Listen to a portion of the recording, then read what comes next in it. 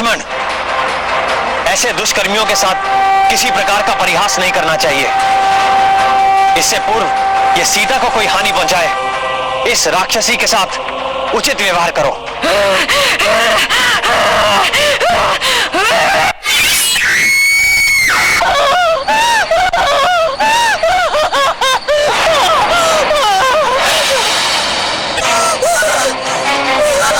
अब यदि दंडकारण्य में मैंने तुम दोनों की चिता न जला दी तो मेरा नाम शूर्पणखा नहीं, और मैं त्रिलोकपति लंकेश्वर रावण की बहन नहीं।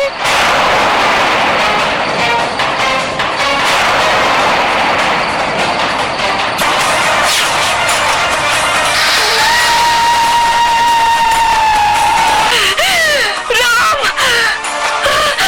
और लक्ष्मण नहीं। राम और लक्ष्मण? मैं अभी जाकर उन दोनों का शीश काट कर लाता हूँ। रुक जाओ दूषण।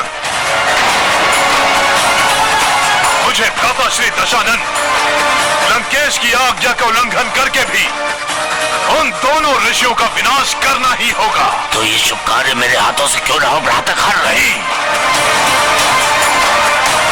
हमारी 14 सैनिकों की भयंकर और विध्वंसक सेना के हाथों से कोई नहीं बचेगा।